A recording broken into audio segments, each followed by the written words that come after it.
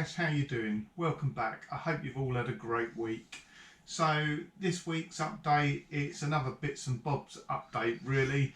Again, been really busy this week, so I don't know whether you'd known, I probably mentioned it in last week's video.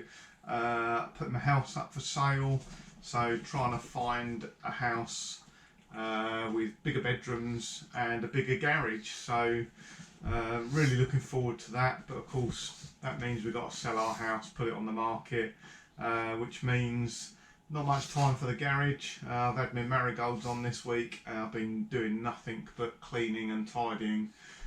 So the house went on yesterday. We got 5 viewings booked for Saturday.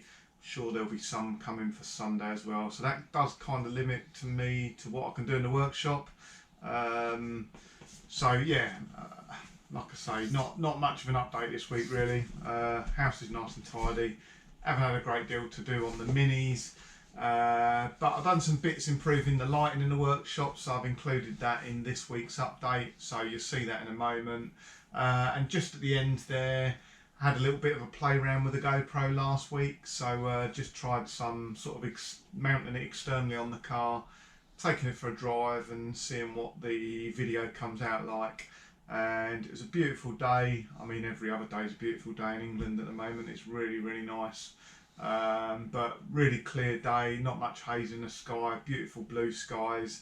And I just went off for a drive for half an hour with the GoPro connected on the side of the car, and it looks absolutely fantastic. So if you can watch it in 2K, because that's what it's uploaded in, watch it in that because it really looks pretty.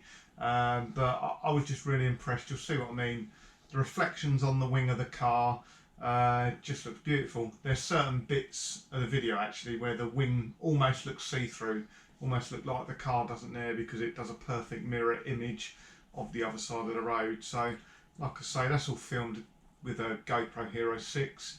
It will do 4K at 60 frames a second, but it just uses up so much memory and it takes so long to render. But maybe one day I'll have a bit of a drive at 4K as well and just see what it looks like. I mean, the image quality is amazing. So, like I say, apologies once again. Not much of an update this week. It's more about me, more about my house, more about what's going on, less about the cars. But at the end of the video, like I say, a bit of a Sunday drive in PL. And hopefully next week I can get back on it. Like I say, this weekend's going to be pretty busy.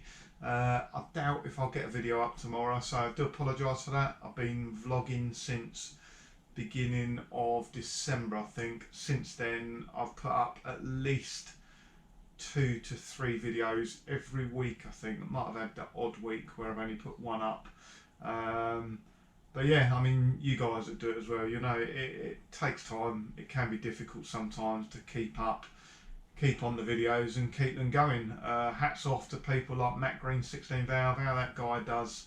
I think he does 5 updates a week every single night during the week. And Dave Jaguar as well, he's not shy, he certainly pumps out the videos. So well done guys, I struggle to keep up at your pace. But yeah, work, life, home sort of gets in the way. So enough of the excuses. Hope you enjoy this week's video. Like I say, I'll go into it in a moment. Some lighting improvements in the garage, which I think are going to make a big difference. Really worthwhile doing. Yeah, and a bit of a Sunday drive. So have a nice weekend, guys, and catch up with you next week. Thanks for watching. Okay, guys. So remember my really annoying flicker. I'll just move the camera around, and you can see it on here. So it's caused by those fluorescent strip lights, and I think it's just, like I say, I fiddled around with the GoPro to try and stop it, and any setting I seem to try seems to get worse.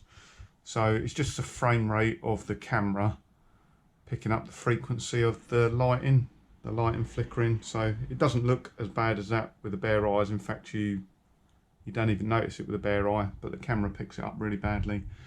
So just pop down the electrical shop, and I've got 2 new 4-foot LED tubes, and they don't do a 3-foot tube, so I've got to replace the housing of the one on the end with LED. So let's try a little before and after. I won't show you me fitting the bulbs, it's pretty boring. But yeah, that's what it is now. Let's have a look, see what it's like in 15 minutes time. Okay guys, so ready for an after shot now, see what the lights are like now I've fitted those LED tubes. Just sort of mention actually, while I was round there, the missus asked me to pick up a couple of bulbs for the study room because one of those bulbs had blown. So I've got these bulbs. Disco lights. Wife's not very happy with me. I think they're really cool though.